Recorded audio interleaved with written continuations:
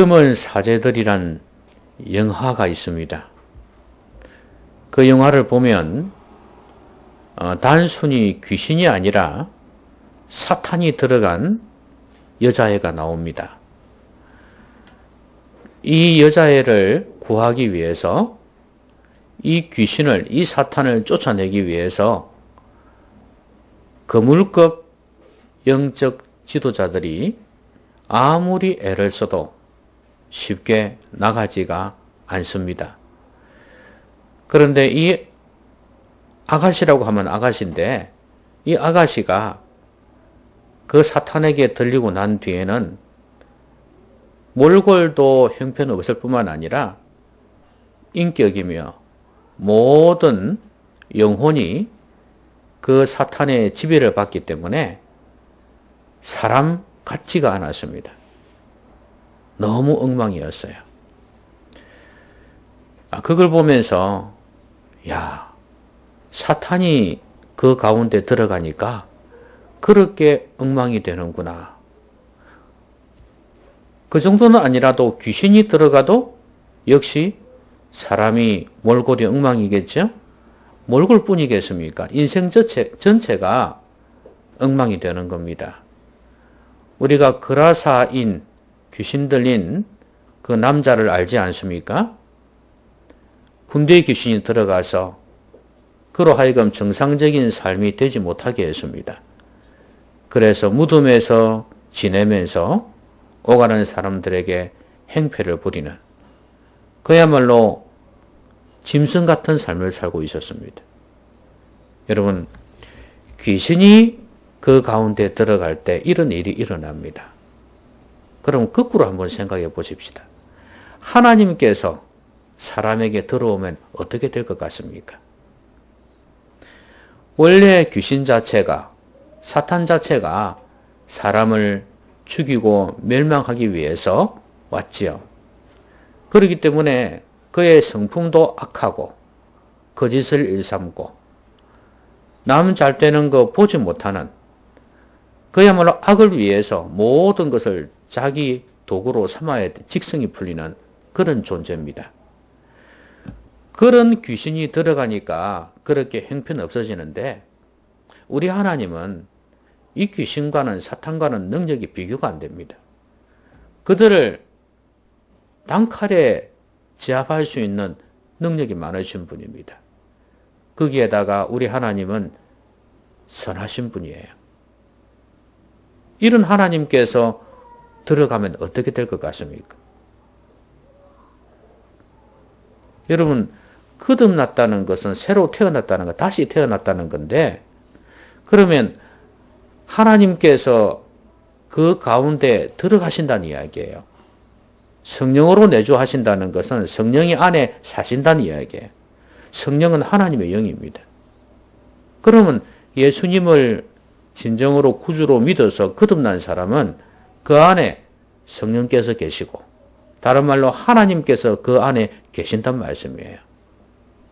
예수님도 그 안에 계신단 말씀이에요. 그라사인을 말씀 한마디로 그냥 고치셨지 않습니까? 그 귀신들을 다 쫓아버리셨어요. 온전하게 만드셨습니다. 그 예수님이 그 안에 들어가면 어떻게 될 것 같냐 이 말이에요. 여러분, 우리는 하나님의 임재를 생각할 때 그냥 좀 신앙 깊은 사람들이 기도할 때나 예배할 때 좀 더 깊은 은혜를 체험하는 정도로만 생각합니다. 그러나 하나님의 임재는 사람의 사고와 영혼까지 바꿀 뿐만 아니라 몸도 바꾸고 인생 전체를 바꿔버립니다. 하나님이 그 가운데 들어갈 때 놀라운 변화들이 일어나기 시작합니다. 여러분, 하나님의 임재, 하나님이 내 안에 있으면 어떤 일이 일어나겠습니까? 오늘 말씀은 예루살렘 성에 대한 노래입니다. 예루살렘 성이 아주 견고하잖아요. 남이 함부로 들어올 수 없는, 적들이 쉽게 쳐들어오지 못하는 높은 곳에 위치해 있습니다. 그래서 성산이라 그러고 시온산이라 그럽니다. 그러니까 이 산 쪽이 있다 그 말이죠. 자, 그런데 오늘 이 예루살렘 성을 노래하면서 예루살렘이 이렇게 높을 수 있고 아름다울 수 있는 것은 하나님께서 함께 하시기 때문이라고 말씀을 합니다. 하나님께서 예루살렘을 지켜주시기 때문에 이 예루살렘 성이 견고하고 적들이 함부로 쳐들어오지 못하고 거룩하고 아름답다 이렇게 말씀하세요. 자, 그러면 하나님의 임재가 구체적으로 어떻게 이 성에 나타나고 있는지, 이 성을 어떻게 변화시키는지를 보겠습니다. 그러면 이 예루살렘이 오늘 신약적으로 비유를 하면은 바로 성도를 이야기하고 교회를 이야기합니다. 그러면 교회가 하나님이 임재했을 때, 성도에게 하나님이 임재했을 때 어떻게 바뀌어지는가? 교회라 해도 결국은 성도 아닙니까? 그러니까 성도들 가운데 어떻게 변화가 일어날까? 여러분 기대가 안 됩니까? 여러분 귀신이 나한테 들어오면 어떻게 될까 걱정은 하면서 하나님께서 내 가운데 들어오면 어떻게 될까 하는 기대는 안 가지십니까? 기대 한번 가져보시기 바랍니다. 자, 오늘 1절에서 이렇게 노래하고 있습니다. 여호와는 위대하시니 우리 하나님의 성 거룩한 산에서 극진히 찬양 받으시리로다. 자, 하나님의 성 예루살렘이죠. 이 하나님의 성을 뭐라고 표현했습니까? 거룩한 산이라고 표현했습니다. 또 다른 말로 거룩한 성이라고 표현을 하죠. 특별히 새 예루살렘을 두고 이제 주님 재림하실 때 이 땅에 내려올 예루살렘 성 말이죠. 그 새 예루살렘 성, 그걸 거룩한 성이라고 표현을 한단 말이죠. 뭐 천국일 수도 있겠고. 근데 오늘 이렇게 거룩한 산이라고 표현을 합니다. 그러면 하나님께서 그 가운데 임재했기 때문에 이 산이 거룩해지는 거예요. 왜냐하면 산 자체는, 성 자체는 거룩할 수가 없지 않습니까? 무생물인데 뭐가 거룩해지겠어요? 근데 하나님께서 그 가운데 임재하시니까 또 그 백성들 가운데 함께 하니까 그 성이 거룩해지는 거 아니겠습니까? 백성들이 거룩해지지 않으면요, 성이 거룩해질 수가 없어요. 구별된 성이 되었습니다. 여러분, 하나님이 우리 가운데 임재할 때도 마찬가지예요. 우리가 거룩해지기 시작한다는 거예요. 하나님이 여러분 가운데 들어가면 거룩해진다는 겁니다. 자, 하나님은 성령으로 우리 안에 들어오십니다. 그러면 성령께서 우리 안에 있을 때 우리가 거룩해집니다. 점점 거룩해집니다. 이게 성화예요. 여러분, 거룩해진다는 게 뭡니까? 하나님을 닮아간다는 거예요. 그리고 구별되어진다는 거예요. 세상하고는, 마귀하고는, 귀신들하고는 구별되어진다는 거예요. 이게 거룩해지는 겁니다. 하나님은 우리 안에 들어오시면요, 성령이 우리 안에 있으면 자꾸 하나님을 닮아가고 싶은 마음이 들어요. 어떻게 하면 더 거룩해질까? 하나님께서 그런 말씀하셨죠? 내가 거룩하니 너희도 거룩하라. 자, 여러분,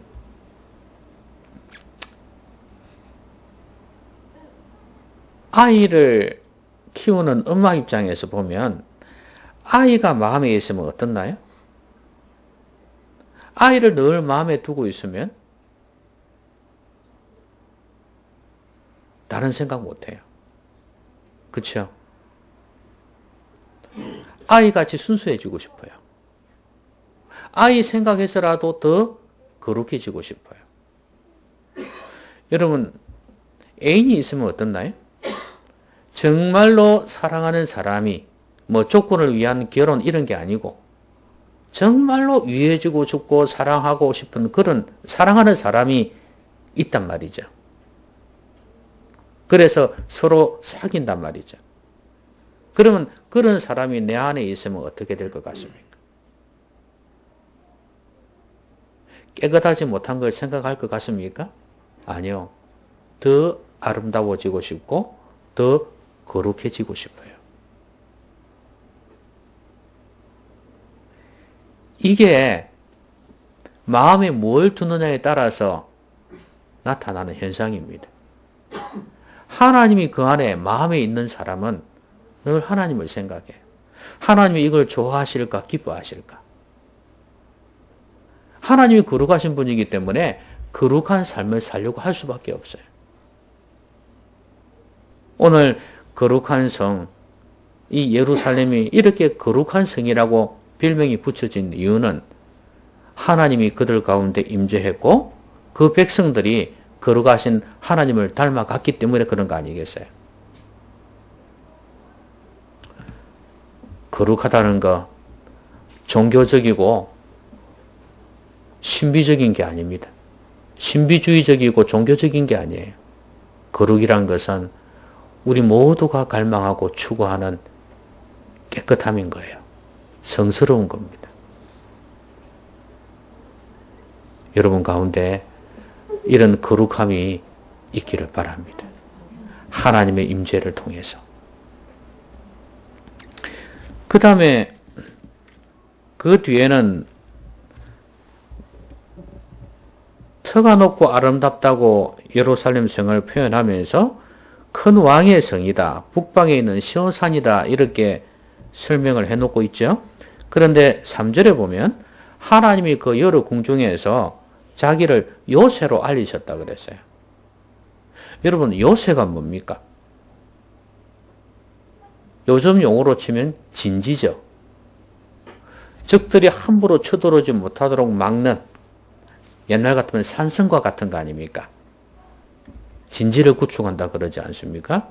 이게 바로 요새인데 원래 이 예루살렘 성 자체가 요새입니다. 근데 하나님께서 말씀하시기를 자기를 요새로 알리셨다 그래서요. 이 말씀은 뭐냐 하면 예루살렘 성을 꽉 붙잡고 있기 때문에 이 성은 누구도 쳐들어올 수 없다는 걸 알리는 겁니다. 봐라, 내가 함께 있으니 이 성이 얼마나 튼튼하냐. 너희들은 절대로 여기에 쳐들어올 수 없다. 그 말씀이에요. 그래서 그 뒤에 보니까 왕들이 모여서 함께 지나갔다 그랬죠. 그들이 보고 놀라고 두려워 빨리 지나갔다. 거기서 떨림이 그들을 사로잡으니 고통이 해산하는 여인의 고통 같다. 그러니까 적들이 판판이 깨어지고 두려워서 도망간다는 이야기예요. 그리고 다시서의 배를 동풍으로 깨뜨리시는 것처럼 그 적들이 오다가 다 판판이 깨어지는 것을 이야기를 하고 있습니다. 자, 요새는 결국은 적들이 함부로 쳐들어올 수 없는 곳인데 예루살렘 성 자체가 대단해서가 아니라 하나님께서 그 성에 함께 하셨기 때문에 요새가 된 것입니다. 적이 함부로 넘볼 수가 없는 그런 곳이 되었다 그 말이죠. 여러분 마귀는 우리를 공격하려고 합니다. 그런데 여기에서 이 성은 어찌 보면 우리 자신이라고 보시면 돼요. 존 버년이라는 사람이 어떤 책을 썼죠? 존 버년 철로 역정이라는 책을 썼죠. 근데 이 철로 역정 말고 또 한 권 더 쓴 게 있습니다. 아주 유명한 책이에요. 거룩한 전쟁. 성전이라 그러죠. 그 책을 제가 대학 시절에 본 것 같습니다. 기억에. 근데 그 거룩한 전쟁이란 이 책 내용을 보면 이렇습니다. 그야말로 이제 싸움이 일어나고 있죠. 거기에는 이제 하나님의 군대하고 마귀의 군대하고 두 가지로 나뉘어져 가지고 막 싸우거든요. 적들이 이제 하나님의 군대를 향해 막 쳐들어오는 거죠. 근데 이 성문을 꽉 닫아놓고 이제 하나님의 군대가 문을 꽉 닫아놓고 쉽게 이제 성을 내어주지를 않습니다. 그때 이 적들이 마귀 쪽에 속한 이 적들이 어떻게 유혹하고 공격하는지 이런 내용들이 다 기록이 되어져 있어요. 근데 한마디로 이야기하면 이 원수들은 이 적들은 성문을 열려고 애를 쓰고 있다는 거예요. 성문이 열리기만 하면은 그냥 쳐들어가서 이길 수 있지 않습니까? 근데 성문이 너무 단단한 거예요. 얼마나 유혹하고 공격하는지 모릅니다. 안 열어져요. 저는 그 내용을 보면서 이 성이란 게 도대체 뭘까를 생각했는데 그게 우리 한 영혼이라고 생각해요. 그 비유가 그래요. 이 거룩한 전쟁이, 그러니까 마귀가 우리를 공격할 때 우리의 마음문을 열기를 원하는 거예요. 근데 이 마음문을 열지 않고 틈을 주지 않고 딱 닫아놓고 있으면 감히 쳐들어오지는 못해요. 근데 우리의 마음문을 그러니까 빈틈 없게 하려면 어떻게 해야 될까? 하나님께서 우리와 함께 하셔야 돼요. 성령 충만해야 돼요. 충만하면 빈틈이 없어요. 근데 충만하지 않으니까 막 빈틈이 생기는 거예요. 그걸 빈틈을 뚫고 뱀이 들어오지 않습니까? 빈틈만 있으면 뱀이 들어오거든요. 마귀가 그 빈틈을 뚫고 들어온단 말이죠. 요새라는 것은 결국 하나님께서 지켜주셔야 되는 겁니다. 사실 이스라엘 백성들의 전쟁 역사를 봐도 그렇지 않습니까? 하나님께서 지켜주니까 적들이 감히 쳐들어오지를 못했어요. 근데 하나님이 무너뜨려 버리면 여지없이 그냥 부서지는 겁니다. 패배하는 거예요. 여리고성이 아무리 강했어도 하나님께서 무너뜨리니까 무너뜨리잖아요. 그런데 아무리 약해도 하나님께서 지켜주시니까 원수가 아무리 강해도 이스라엘이 무너지지를 않았습니다. 그런 역사를 봐도 알듯이 하나님께서 우리와 함께 해주셔야 합니다. 우리의 마음문을 지켜야 된다는 거예요. 그렇지 않으면 원수가 우리를 공격할 겁니다. 여러분, 어떻게 하면 우리의 마음을 지킬 수 있을까요? 시편 119편에 보면 이런 말씀이 있습니다. 청년이 무엇으로 그 행실을 깨끗게 하리이까? 주의 말씀을 따라 삼갈 것이니라. 내가 주께 범죄치 아니하려 하여 주의 말씀을 내 마음에 두었나이다 그랬거든요. 하나님의 말씀이 마음에 있는 사람은 거룩해질 수 있고 무엇보다도 내 자신을 튼튼한 요새로 만들 수 있다는 거예요. 원수들이 함부로 공격하지 못하도록 막는 요새가 될 수 있다는 거예요.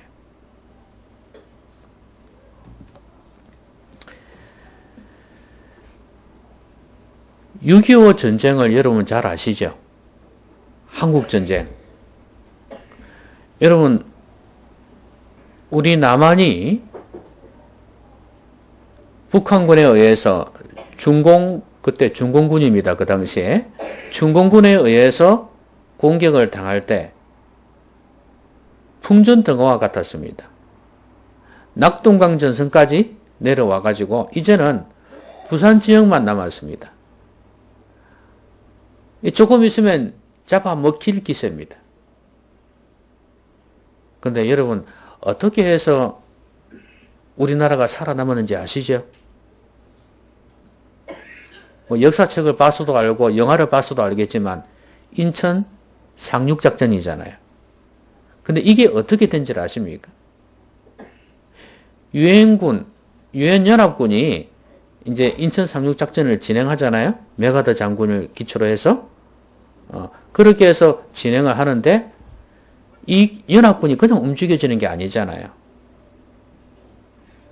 그러면 강대국이 몇 개국이 이게 만장일치로 합의를 해야지 보내줄 수 있다 이 말이죠.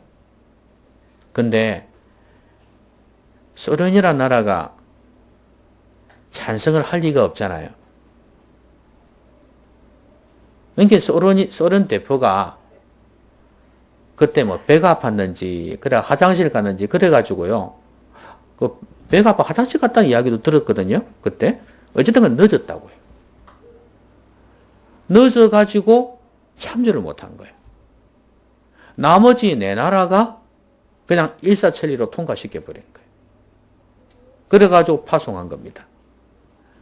그래가지고 이제 메가더 장군이 사령관이 되어가지고 인천 상륙작전을 진행했고, 이 소식이 낙동강 전선에 있던 인민군들에게도 다 전달된 거 아니겠어요? 큰일 났다 싶은 생각이 드는 거죠. 중앙청에다가 태극기를 꽂고 서울을 회복한 거죠. 수복한 겁니다. 그러니까 이제 도관의 던지가 된 겁니다. 그래서 이쪽에서는 다시 쳐 올라가고 저쪽에서도 다시 안에 있는 것들을 다 처치하고 다시 나중에 합세해가지고 위쪽으로 올라갔지 않습니까? 정말로 약했습니다. 중공군의 그 인해 전술, 이거 정말 강했고, 러시아도 도와주었고, 그랬으니, 왜 그렇게 밀렸는지 모르겠어요. 지금 같으면 미국이 좀 강할 것 같은데, 왜 그랬는지 모르겠어요. 어쨌거나, 풍전등화와 같았던 그 상황 속에서 하나님이 지켜주셨습니다. 여러분, 하나님이 안 지켜주셨으면 우리나라는 지금 공산화 되어 있을 겁니다.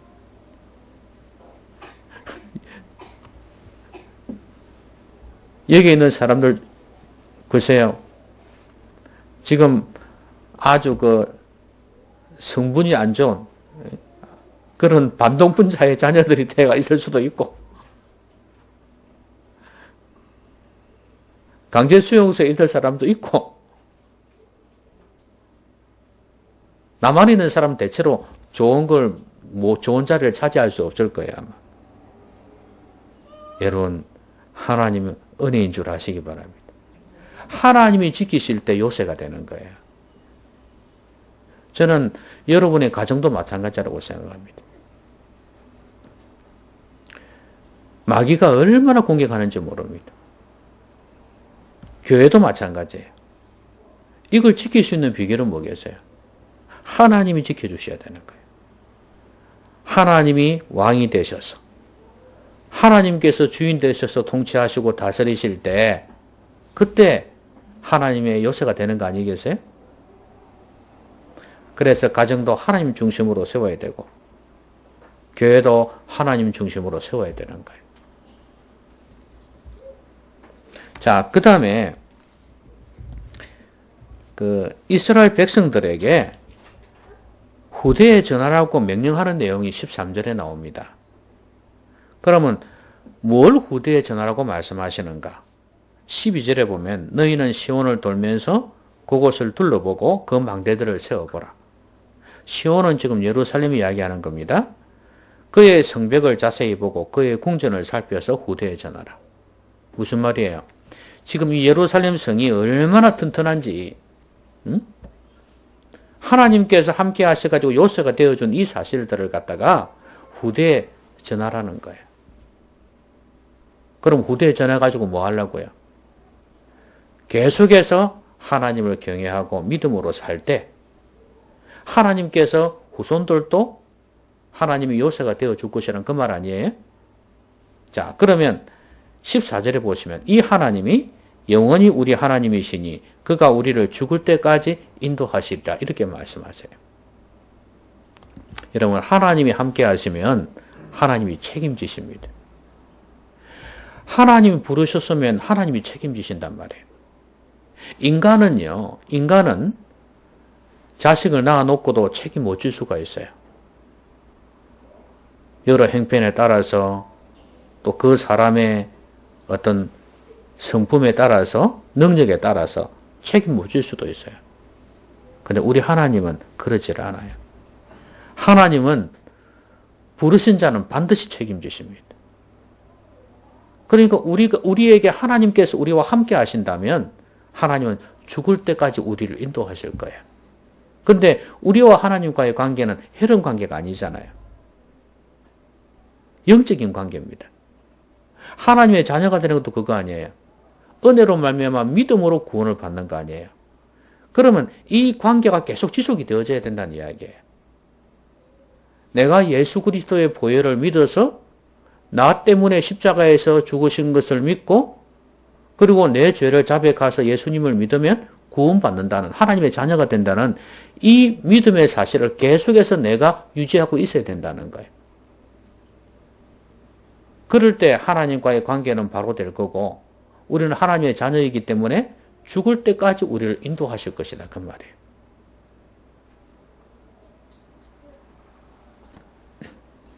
하나님의 성령으로 인도함을 받는 자는 하나님의 아들이라 이렇게 말씀하셨어요.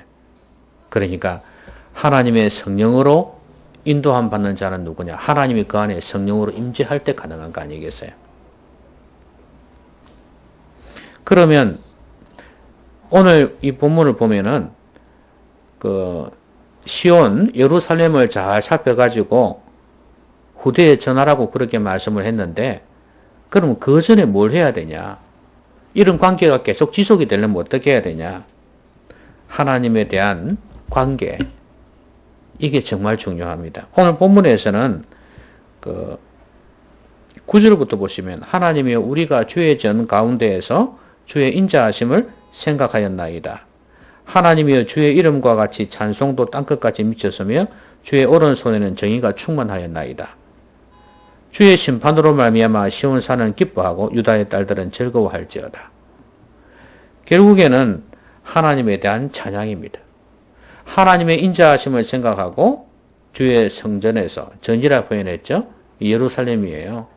그러니까 거기에서 하나님 인자하심을 생각하고 하나님 인자하심을 찬양하고 그 다음에 하나님께서 심판하신 것에 대해서 기뻐하고 즐거워하는 그런 내용이 나와요.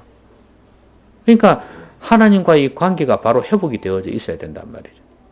이 관계가 계속 되어질 때 우리는 하나님의 인도함을 받을 수가 있습니다.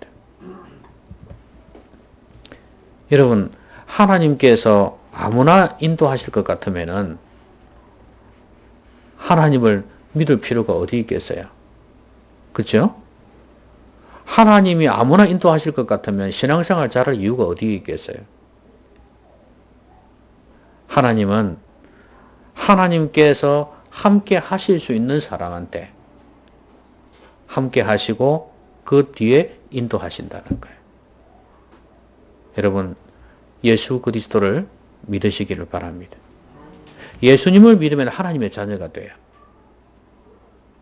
여러분, 우리 인간의 실상을 보면 우리가 죄인이라는 게 안 느껴집니까? 예? 죄인이라는 게 안 느껴져요? 아, 내가 죄인이구나 하는 게 안 느껴집니까? 그렇다면 내가 죄인인 게 느껴진다면 그러면 내가 죄에서 벗어나야 되겠는데 왜냐하면 죄가 있고서는 지옥밖에 없습니다. 죄는 누가 짓게 하냐면 하나님이 짓게 하지 않거든요. 마귀가 짓게 합니다. 그래서 마귀가 죄의 우리를 종으로 만들어서 결국 어디로 끌고 가려고요? 지옥으로 끌고 가려고 그럽니다. 이 땅 살 때도 자기 수하의 죄의 지배 가운데 있게 만들고 그러니까 이 죄에서 벗어나지 않으면 지옥을 면할 수가 없어요. 뭐 착하게 사니까 천국 가고 좀 못되게 사니까 지옥 가고 그런 문제가 아니에요. 죄라는 건 하나님을 거역하는 거거든요. 하나님 없이 사는 거예요. 하나님 없이 살면 중립지대가 있냐? 없어요. 하나님 아니면 마귀거든요. 결국 마귀의 지배 가운데 살아가는데 결국 지옥 갈 수밖에 없잖아요. 그래서 하나님께서 우리를 사랑하셔서 이 죄인들을 구원해 주시려고 예수님을 보내신 거예요. 왜냐하면 죄의 짐을 다 담당하고 죽으신 겁니다. 십자가에서. 그러니까 예수님이 왜 십자가에 죽으셨는지 한번 생각해 보시라고요. 기독교인들이 왜 그렇게 중요하게 생각하는지. 예수님이 십자가에서 죽으심으로 우리의 죄를 용서해 주신 겁니다. 예수님 믿으면 용서해 주시겠다고 하나님이 약속하셨으니까. 그 우리가 한 거 아니잖아요. 하나님이 약속하셨는데 지키시겠죠. 그렇죠? 그러니까 우리의 죄를 용서해 주시는 겁니다. 그리고 우리는 하나님의 자녀가 되는 겁니다. 왜냐하면 죄가 시험을 받았으니까. 여러분, 예수님 믿어 하나님의 자녀가 되면요, 하나님께서 죽을 때까지 인도하십니다. 내가 하나님을 거역하고 돌아서지 않는 한, 내가 하나님의 자녀로서 하나님과 교제하고 관계를 맺으며 살아갈 때 하나님은 우리를 죽을 때까지 인도하십니다. 말씀 맺겠습니다. 여러분, 우리는 성도입니다. 성도는 하나님의 성령이 그 안에 있는 사람이에요. 다른 말로 이야기하면 하나님의 임재가 있는 사람이에요. 그런데 그러면 성도라고 해서 오늘 본문에 나온 이 내용이 다 그대로 이루어지느냐? 아니에요. 성도는 마귀가 유혹도 안 합니까? 마귀가 공격도 안 합니까? 요새 같아서 튼튼하게 다 지켜버리고 쫓아버리고 그럽니까? 계속 승리합니까? 성도는 다 거룩한 백성이 되어지나요? 성도는 하나님 인도함을 다 받나요? 아니란 말이에요. 그럼 뭐가 문제냐 말이에요. 비록 우리의 신분은 성도로서 시작을 했지만 이제는 우리의 삶이 달라져야 된다는 거예요.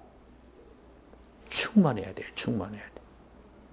하나님께서 내 안에 거주하시는데 하나님 말씀에 순종하며 성령과 말씀의 지배를 받으면서 살 때 그때 우리는 성화되어 가는 거 아니겠어요? 옛날에 이런 말이 있었어요. 예수 믿는다 하면 기계적으로 저절로 그냥 성화되는 줄 알았습니다. 아니에요. 성화는요, 거룩해지는 거는요, 성령님의 임재 속에 살 때, 경건하게 살아갈 때, 그때 점점 성화되어진다. 그러니까 우리는 성령 안에 있을 때, 성령의 음성을 무시하지 아니하고 살 때, 그때 우리는 거룩해지는 겁니다. 그럴 때 충만해질 때 빈틈이 없어지는 거예요. 마귀가 함부로 공격해서 무너뜨리지를 못해요. 그런데 우리가 자꾸 빈틈을 주면은 마귀가 공격합니다. 요새가 될 수가 없어요. 그리고 자꾸 내 생각 가지고 살아가려고 하는데 하나님 인도하면 받겠습니까? 하나님이 인도해 주셔도 자꾸 저쪽으로 가려고 하는데. 그렇죠? 아이들 보고 이쪽으로 오라고 손잡고 이리 올라가는데 그래 합니까? 저쪽으로 뛰쳐나가지. 하나님 인도해 주시겠습니까? 안 되지. 성령 충만, 말씀 충만해서 하나님의 임재를 깊이 경험하십시오. 그러면 하나님이 죽을 때까지 인도하시는 걸 경험할 겁니다. 아무쪼록 성도이신 여러분들이 믿음으로 인해서 이 하나님의 임재를 깊이 경험하시고 이 좋으신 하나님, 이 이스라엘 백성들이 이렇게 하나님을 찬양하듯이 하나님을 높이고 찬양할 수 있게 되기를 주의 이름으로 기원합니다. 기도하십시다. 오늘 말씀 생각하면서 같이 한번 소리내어서 기도하겠습니다.